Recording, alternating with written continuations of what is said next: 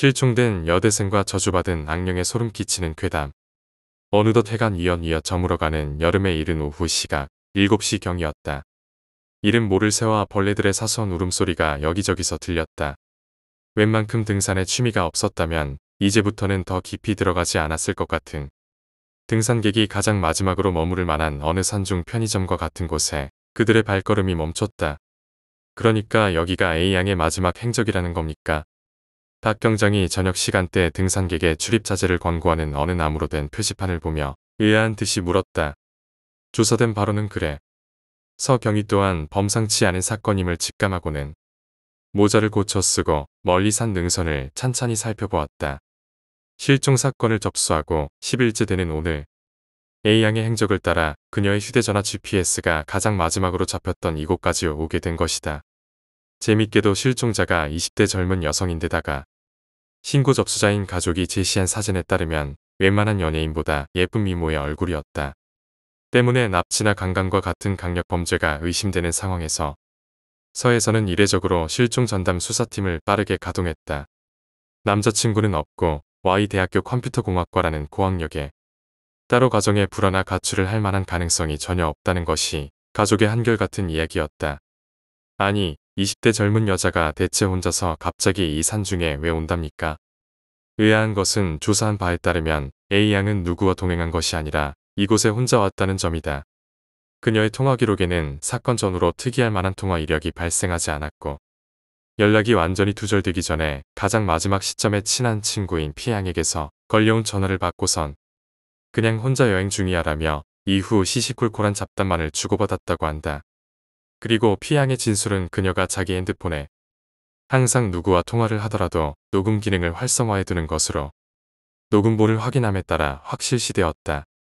P양은 A양의 사건과는 아무런 관계가 없어 보였고 알리바이도 확실했다. 그녀는 단지 A양과 마지막으로 전화한 사람이었을 뿐이다.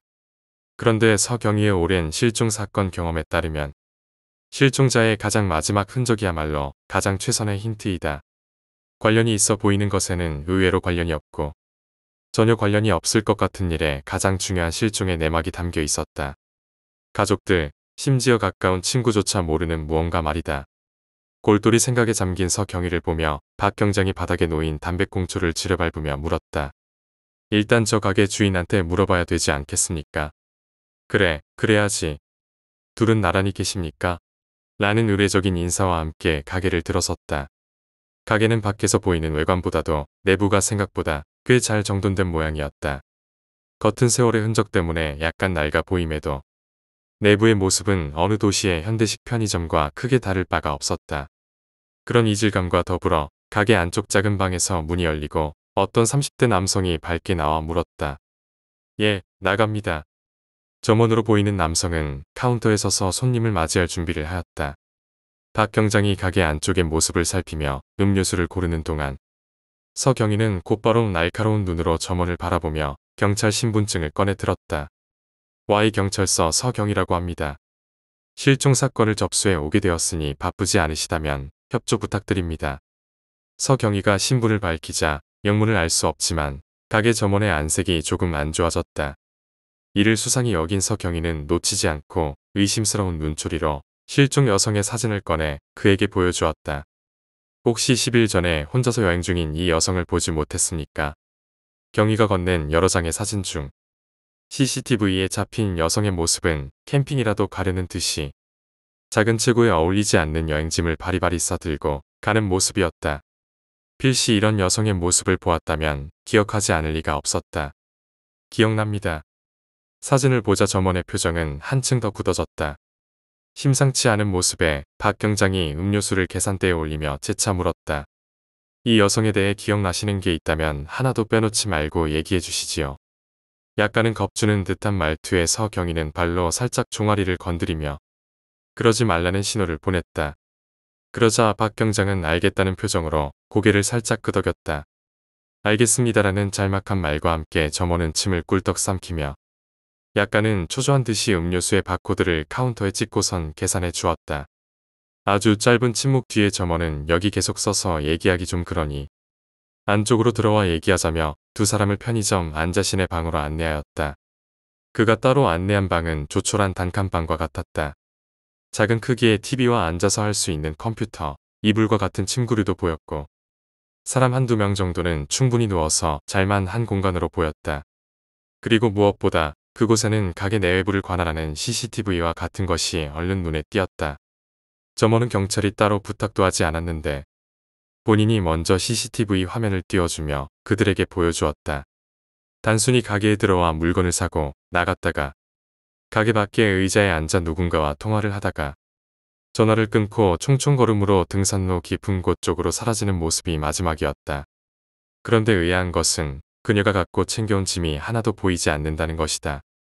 집에서 나올 때와 다르게 그녀의 복장도 젊은 여성에 어울리는 캐주얼한 등산복 차림으로 바뀌어 있었다.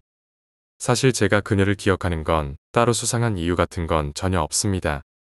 서로 전혀 모르는 사이이고 점원의 말끝이 흐려져 뭔가 숨기는 것 같자 서경희가 무슨 이유로 그녀를 기억하는 거냐고 캐물었다.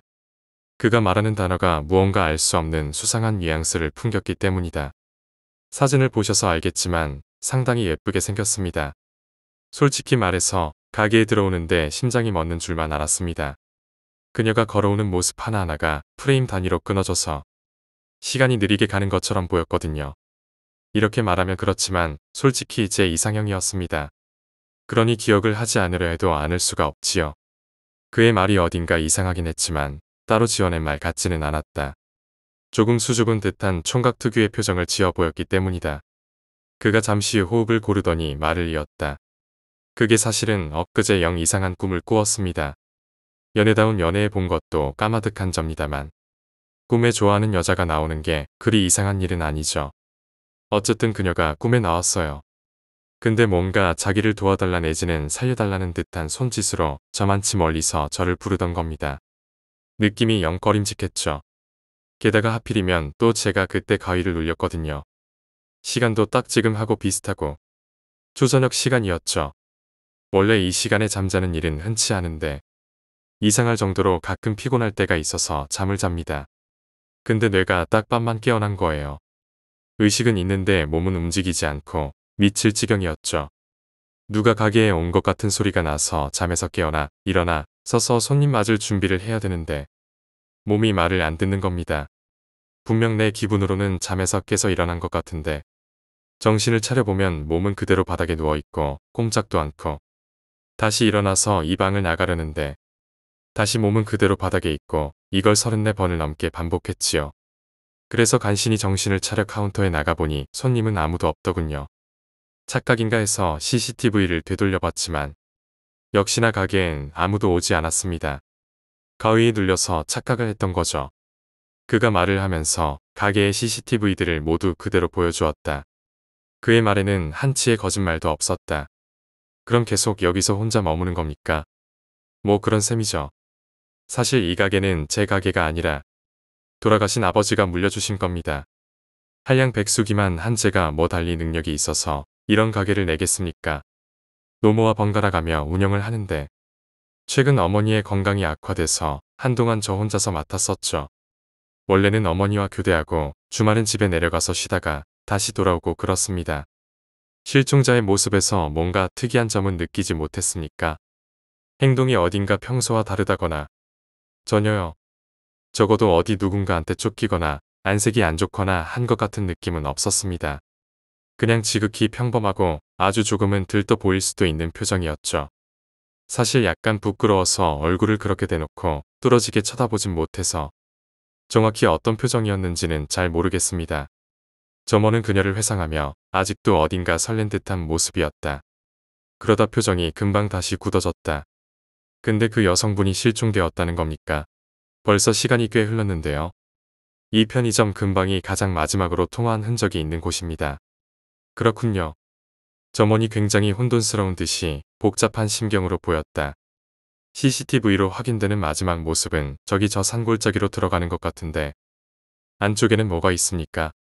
이때까지 따로 묻지 않아도 술술 자기 얘기를 늘어놓던 점원이 갑자기 뭔가 생각에 골똘히 잠긴 듯이 말을 아꼈다. 침을 꿀떡 삼키고는 짧게 한숨을 쉬며 호흡을 깊게 들이마시며 말했다. 저긴 점원이 말을 하려는 순간 가게에 누군가 들어오는 호출 벨 소리가 들려왔다.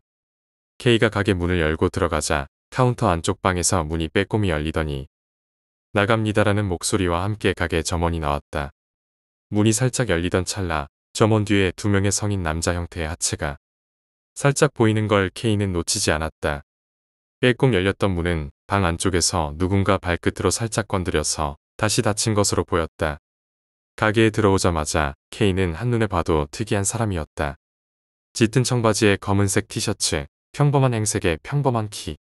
약간은 살집이 있고 나이는 30대 정도로 추정되는 모습이지만 어딘지 모르게 시선이 불안했다. 가게 점원을 빠르게 훑더니 그와 눈을 2번 이상 마주치지 않고는 라면이 있는 진열대에서 물건을 고르기 시작했다. 뭐 따로 찾으시는 거라도 있습니까? 점원이 공손하게 묻자 K는 아무런 대답도 없이 5개들이 라면 한 봉을 들더니 검은색 로고의 맥주 몇 캔을 집어 카운터에 놓았다. 여기 후파 담배 하나만 주소. 네? 어떤 거요? 보통 사람들이 잘 찾지 않는 담배 이름을 말하자 가게 점원은 당혹스러웠다. 가게에 그런 게 있던가?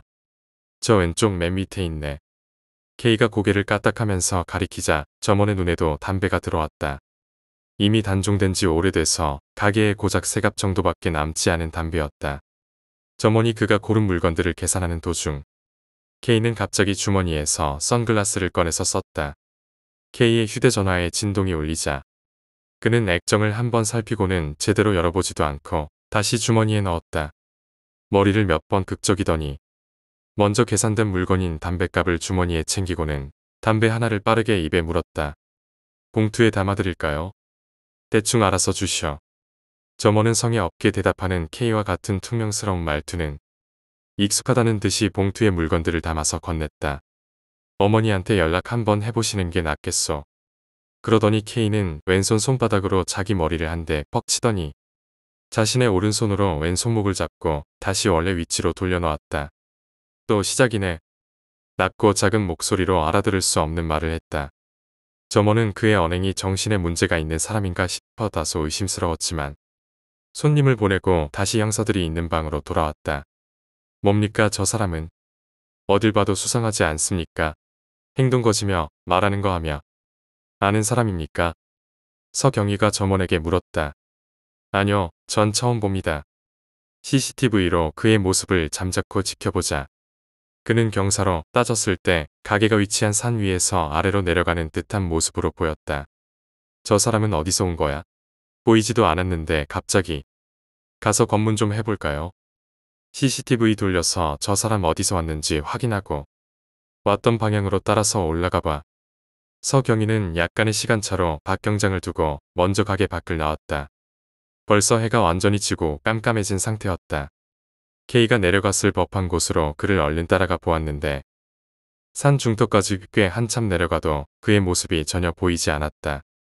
그를 놓쳤나 싶어서 고개를 왼쪽으로 돌리자 작은 공터의 큰 나무의 위쪽에선 가려져서 보이지 않았던 검은색 차량 한 대가 보였다. 저기요. 서경희가 가까이 다가가자 이제 막 차 트렁크를 닫고 차를 타려던 K의 뒷모습을 볼 수 있었다. 뭐요? 입가에는 담배 연기를 날리며 선글라스를 낀 K의 모습은 어딜 봐도 수상한 행색이었다. 선글라스 때문에 K의 눈은 서경희에겐 전혀 보이지 않았다. 서경희는 먼저 신분증을 꺼내며 자신을 간단히 소개한 뒤 정황을 말하며 그의 협조를 구하자 안경을 벗으며 K의 경계는 다소 누그러진 듯했다. 안경을 벗은 눈을 보자 그는 사시였다. 서경희가 말을 할 때에 왼쪽 눈과 오른쪽 눈이 서로 다른 데를 보고 있었다. 나 수상한 사람 아니요. 눈깔 생긴 게 이래서 그냥 가리고 다녔을 뿐이지. 오해받기 싫어서 그러니 양해 좀 해주시오. K는 그 말과 함께 멋쩍게 웃으며 다시 선글라스를 착용했다. 뭐 궁금한 게 있으면 다 알려주겠소. 전화 오는 것 같은데 안 받습니까? K가 서경희에게 물었다. 서경희의 휴대전화에는 박 경장의 이름이 뜨고 있었다. 좀 전에 봐놓고선 웬 전화야. 통화 거부 버튼을 누르고 K와 대화를 이어갔다. 서경희는 그의 담배를 얻어서 그와 맞담배를 피우며 잠시 동안 이런저런 이야기를 나누었다. 그는 여기서 대략 차로 20분 정도 거리에 있는 집에 혼자서 살고 있으며 직업은 목수라고 한다. 버리는 외주 형식으로 의뢰가 들어오면 가구와 같은 작업물을 만들어 판매한다고 한다. 벌이가 완전히 적진 않지만 그렇다고 모을 정도로 넉넉하진 않고 그저 겨우 입에 풀칠할 정도로 벌고 있다고 말했다. 취미는 등산과 약초 캐기. 37살의 상대적으로 젊은 나이에도 불구하고 마치 자연인처럼 살고 있는 듯했다. 이 동네로 이사 온 지는 3년 정도이며 동네 주민들과는 거의 아무런 교류가 없다고 한다. 자신에게 크나큰 특별한 사연 같은 건 없다고. 더 궁금하면 얼마든지 말해줄 요량이었지만 잠시나마 얘기를 하다 보니 서경이는 그에게서 별다른 수상함을 느끼지 못했다. 더 하실 얘기 있으시면 저 아래 삼거리에서 왼쪽으로 쭉 가다가 오른쪽 끄트머리에 파란색 컨테이너 딸린 집이 있어. 거기 말곤 달리 갈 데도 없으니까 언제든 오시면 차라도 대접하며 이야기해 드릴 테니. K는 서경이와의 대화가 딱히 불편한 모습은 아니었다. 오히려 오랜만에 자기 얘기를 들어줄 사람을 만나 반갑기까지 한 모양이었다. 그렇게 둘은 담배도 다 태우고 각자 갈 길을 가려는 채비를 하려는 찰나. 대화하느라 주변을 제대로 살피지 않았던 서경이의 신발에 무언가 거무스름한 액체가 튀어 있었다. 뭐야 이건? 손가락으로 신발을 털자 서경이의 손에는 선홍색의 피가 묻어 있었다. 그리고 피가 흐르는 곳에 시선을 따라가자 K의 차 트렁크 한쪽 끝에 이음새 사이에서 핏물이 몇 방울씩 떨어지고 있었다. 거 곤란하게 됐구먼. K는 주머니에서 비닐 장갑을 꺼내며 익숙한 듯이 자기의 오른손에 끼우고 있었다. 그 모습을 본 서경이는 빠르게 자기 옆구리에 있는 권총이 있는 쪽으로 자기도 모르게 손이 닿았다. 서경이는 긴장감을 잃지 않고 K를 주시했다. K의 차 트렁크에서 떨어지는 피를 보고 상황이 급박하게 돌아가고 있음을 직감했기 때문이다. 그는 천천히 말을 이었다. 혹시 트렁크에 뭐가 있는지 확인해봐도 되겠습니까? K는 잠시 망설이는 듯하더니 고개를 끄덕였다.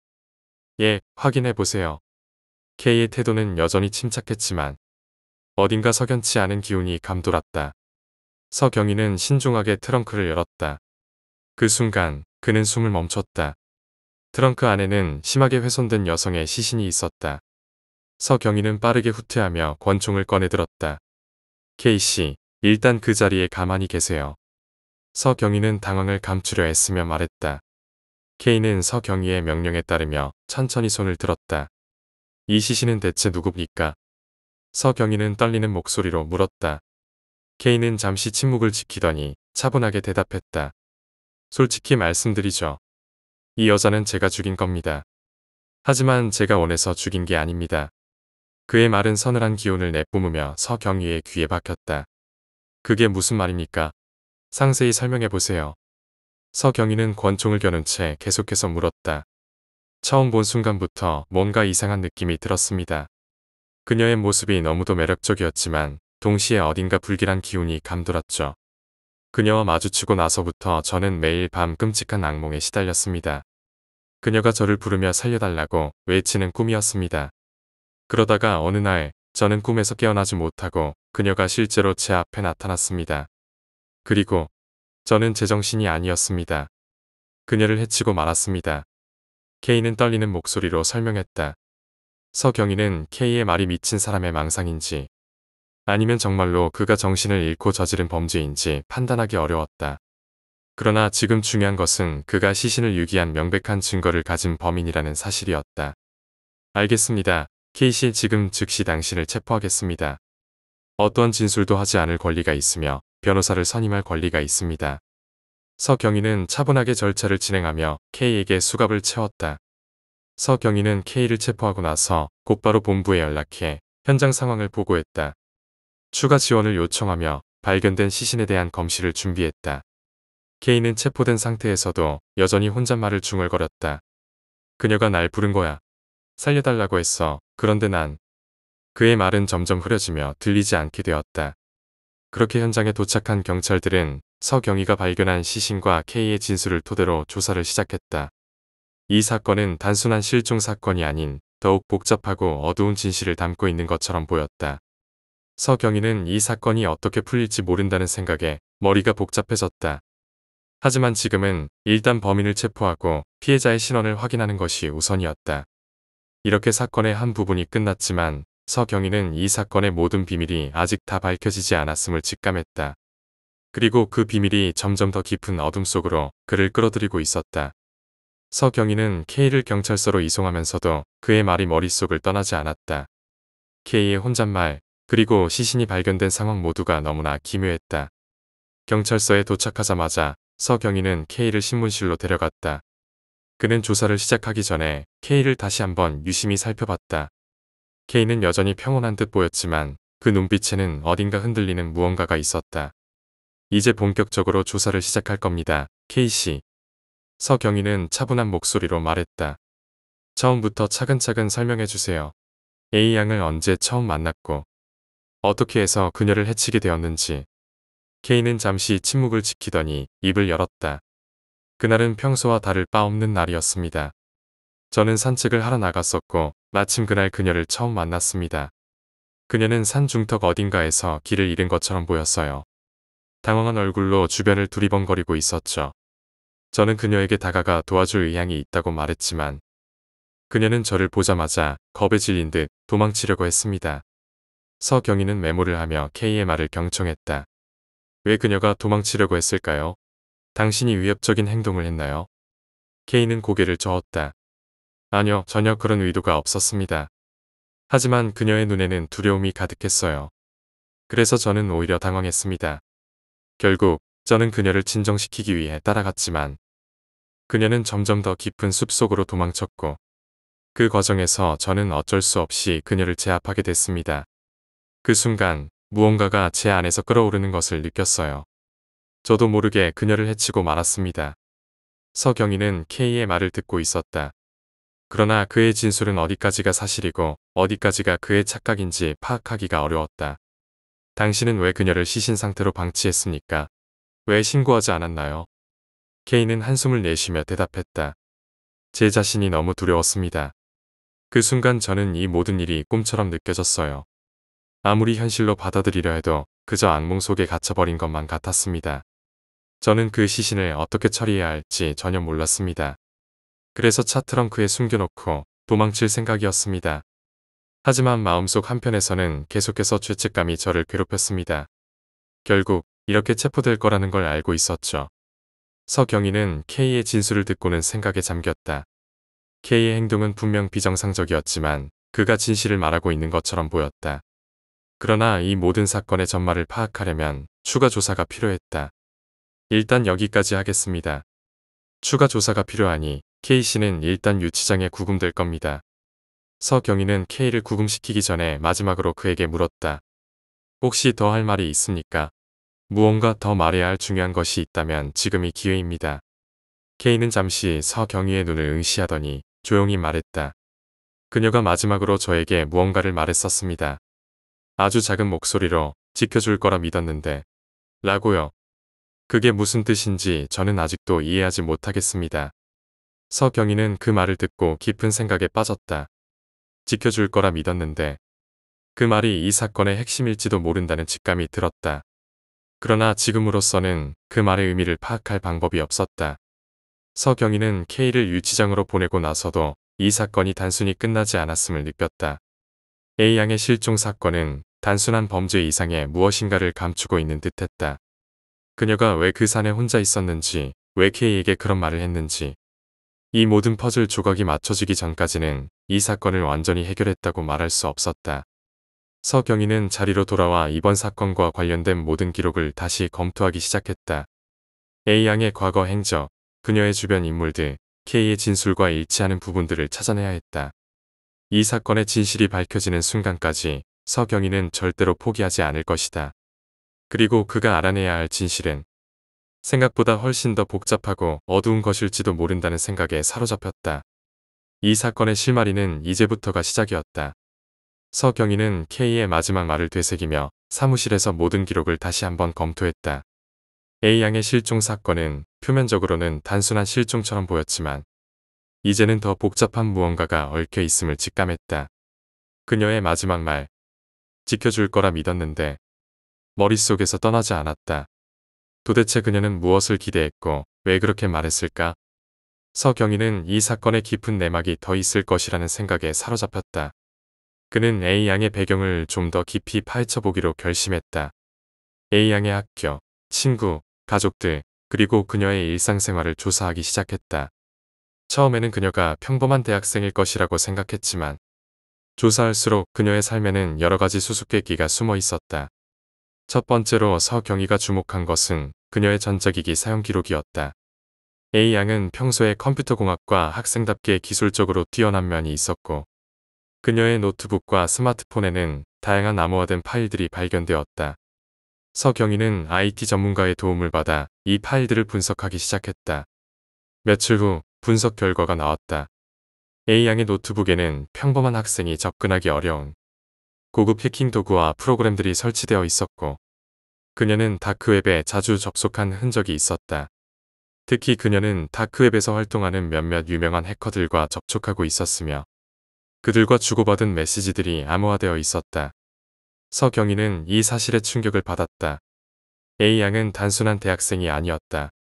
그녀는 다크웹에서 어떤 위험한 활동을 하고 있었고 그로 인해 어떤 이들에게 위협을 받았을 가능성이 컸다. 그녀가 혼자 산을 오르고 있던 이유도 이와 관련이 있을지 모른다는 생각이 들었다. 그는 곧바로 A 양의 친구와 가족들에게 이 사실을 알리지 않고 먼저 그녀의 주변 사람들을 조사하기 시작했다. 가장 먼저 그녀의 가장 친한 친구로 알려진 P 양을 다시 불러 조사했다.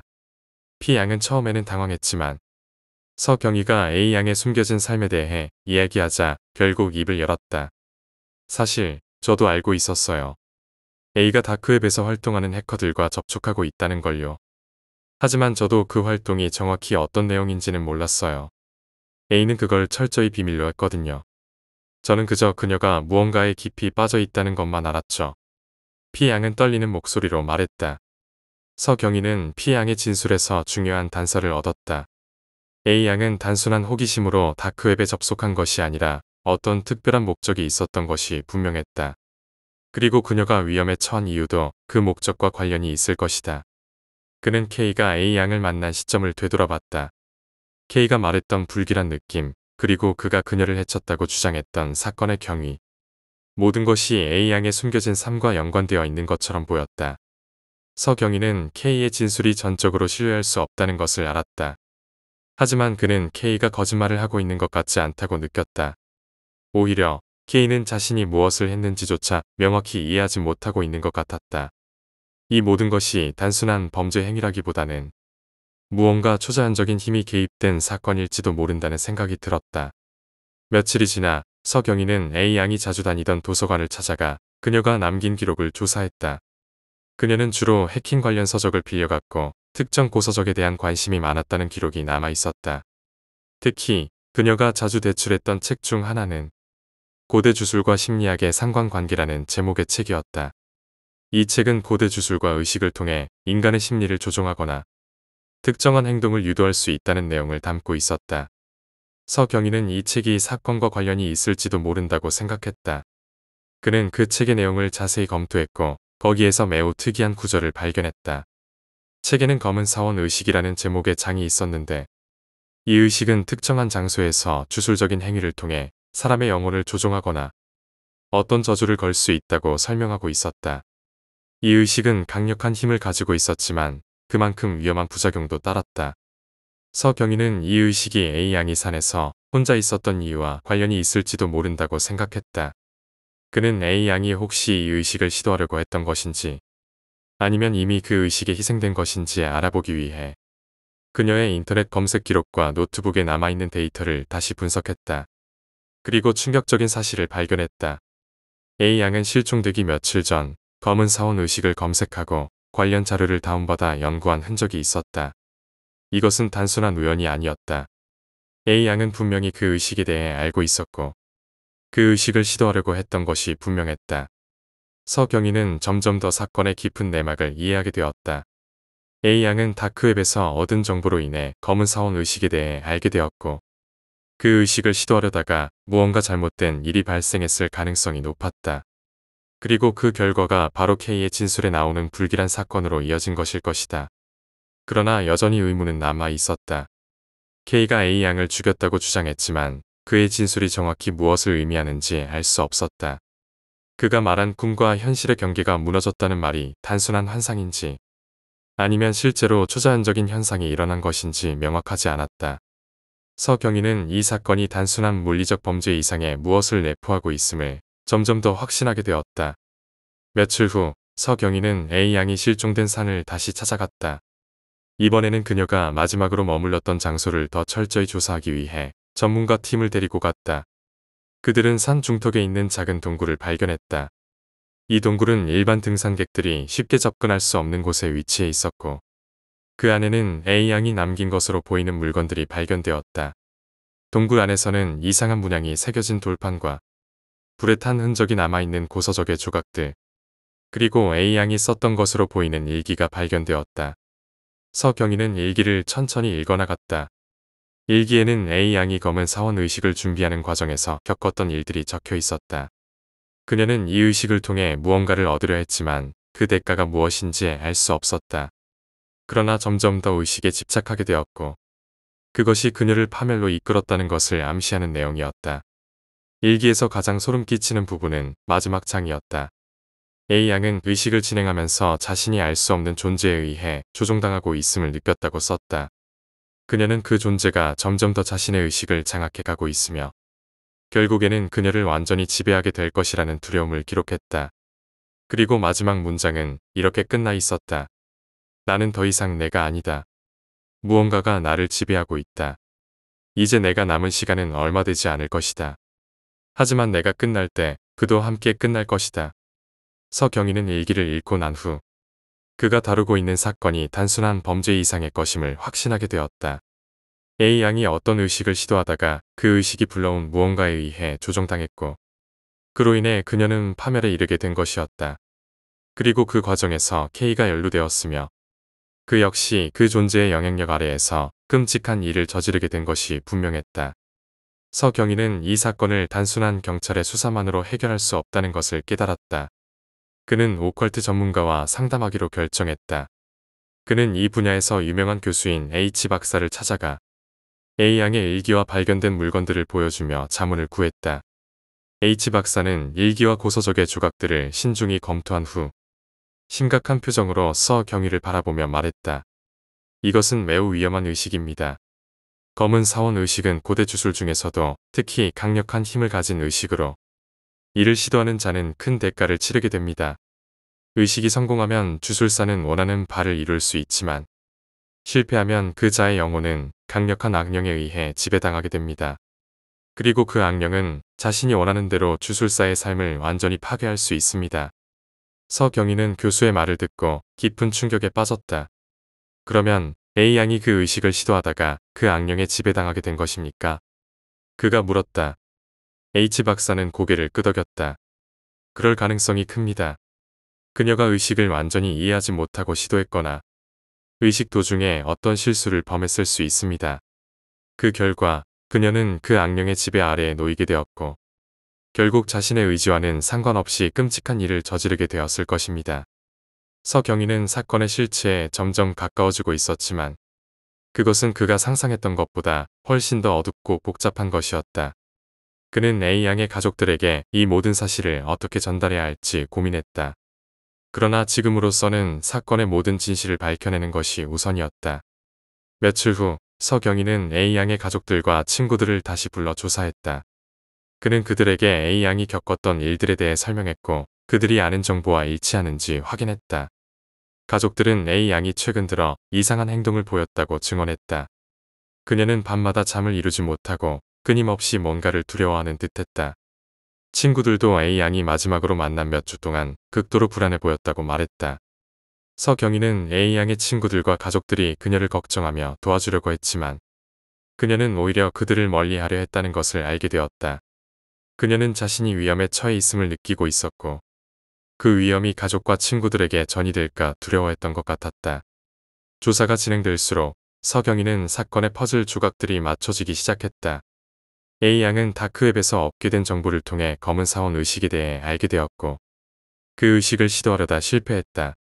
그 결과 그녀는 악령에 의해 지배당하게 되었고 그로 인해 K가 말했던 사건이 벌어지게 된 것이다. 그리고 그 악령은 단순히 그녀의 목숨을 빼앗는데 그치지 않고 그녀가 죽은 후에도 그 힘을 발휘하고 있는 것 같았다. 서경희는 이 사건이 단순히 경찰 수사만으로 해결할 수 없는 것임을 점점 더 확신하게 되었다. 그는 H 박사와 함께 이 사건의 초자연적인 요소들을 연구하며 악령을 물리칠 수 있는 방법을 찾기 시작했다. 그들이 도달한 결론은 충격적이었다. 이 악령은 단순한 주술로 물리칠 수 있는 존재가 아닙니다. 그것은 이미 A양의 영혼을 지배하고 있으며 그녀가 죽은 후에도 그 힘을 유지하고 있습니다. 그렇다면 이 악령을 물리치기 위해서는 A양이 시작했던 의식을 완성해야 할 필요가 있습니다. H 박사가 말했다. 서경희는 H 박사의 말에 당황했다. 의식을 완성한다고요? 하지만 이미 A양은 죽었고 그 의식은 실패한 것이 아닙니까? 그가 물었다. 그렇습니다. 그러나 의식을 완성하는 방법은 그녀의 영혼을 구속해서 풀어주는 것입니다. 그녀가 악령에 의해 지배당하지 않도록 하려면 그녀의 영혼을 해방시켜야 합니다. 이를 위해서는 그녀의 마지막 의식을 재현하고 그 과정을 통해 악령을 소멸시켜야 합니다. H 박사는 설명했다. 서경희는 이 방법이 위험할 수 있다는 것을 알고 있었지만 더 이상 선택의 여지가 없었다. 그는 H 박사의 도움을 받아 의식을 재현하기 위한 준비를 시작했다. 그 과정에서 서경희는 자신이 점점 더 깊이 이 사건에 얽매이고 있음을 느꼈다. 의식을 재현하는 날이 다가오자 서경희는 자신이 해야 할 일이 얼마나 위험한지 깨닫기 시작했다. 그러나 그는 이 사건의 모든 진실을 밝혀내기 위해 그리고 A양의 영혼을 구원하기 위해 반드시 이 의식을 완성해야 한다는 결심을 굳혔다. 의식은 A양이 실종된 그 산의 동굴에서 이루어져야 했다. 서경희와 H 박사는 동굴로 향했고 그곳에서 의식을 시작하기 위한 준비를 했다. 그들은 A양이 남긴 일기와 고서적의 조각들, 그리고 그동안의 조사 결과를 토대로 의식의 모든 절차를 철저히 따르기로 했다. 의식이 시작되자 서경희는 이상한 기운이 동굴 안을 감싸고 있다는 것을 느꼈다. 그는 조용히 H 박사와 함께 의식을 진행했다. 하지만 점점 더 강렬한 불길한 기운이 그들을 둘러싸기 시작했다. 여기서 멈춰야 하는 게 아닐까요? 서경희가 두려움에 떨며 말했다. 이제 멈출 수는 없습니다. 악령이 이미 깨어났습니다. 의식을 끝내지 않으면 우리 모두 위험에 빠질 수 있습니다. H 박사는 결연한 목소리로 대답했다. 의식이 절정에 다다랐을 때 서경희는 자신도 모르게 강렬한 두통을 느끼며 주저앉았다. 그 순간 그는 마치 자신의 영혼이 몸에서 빠져나가는 것 같은 기분을 느꼈다. 그는 무언가 강력한 힘이 자신을 억누르고 있음을 깨달았다. 서경희님 포기하지 마세요. 지금이 가장 중요한 순간입니다. H 박사가 절박하게 외쳤다. 서경희는 혼신의 힘을 다해 의식을 계속 진행했다. 그는 자신이 어떤 악령의 힘에 의해 압도당하고 있다는 것을 알았지만 그것에 굴복하지 않기로 결심했다. 그는 A양의 영혼을 구원하기 위해 그리고 자신과 H 박사를 보호하기 위해 끝까지 싸우기로 결심했다. 마침내 의식의 마지막 절차가 끝나자 강력한 폭풍이 동굴 안을 휘감았다. 서경희는 온몸이 마비될 듯한 고통 속에서도 의식의 마지막 구절을 외쳤다. 악령이여, 이 땅에서 물러가라. 너는 이제 이곳에 머물 자격이 없다. 그의 외침과 함께 동굴 안의 모든 기운이 일순간에 사라졌다. 서경희는 거친 숨을 몰아쉬며 바닥에 주저앉았다. 모든 것이 끝난 것 같았다. 성공했습니다, 서경희님. H 박사는 조용히 말했다. 이제 A양의 영혼은 해방되었습니다. 그리고 이 악령은 다시는 이곳에 머무를 수 없을 것입니다. 서경희는 그 말을 듣고 안도의 한숨을 내쉬었다. 그는 자신이 이 사건에서 승리했음을 깨달았다. 하지만 동시에 그는 이 사건이 자신에게 남긴 깊은 상처를 느꼈다. 며칠 후 서경희는 A양의 가족들과 친구들을 불러 그녀의 마지막 순간에 대해 설명했다. 그들은 그녀의 영혼이 이제 평온을 찾았다는 소식을 듣고 눈물을 흘리며 감사의 인사를 전했다. 서경희는 그들의 슬픔을 위로하며 이 사건이 자신에게 얼마나 깊은 영향을 미쳤는지 깨달았다. 그렇게 사건은 마무리되었지만 서경희는 여전히 그날의 기억을 잊지 못했다. 그는 자신이 경험한 모든 것을 가슴 깊이 새기며 앞으로의 삶에서 더 많은 진실을 밝히기 위해 노력할 것을 다짐했다. 하지만 그는 이 사건이 결코 완전히 끝나지 않았음을, 언제든지 다시 시작될 수 있음을 어렴풋이 느끼고 있었다. 그 악령의 마지막 흔적이 사라지지 않은 그 순간처럼 서경희의 마음에도 여전히 어두운 그림자가 드리워져 있었다. 그리고 그 그림자는 언제든지 다시 그를 찾아올 수 있을 것이다.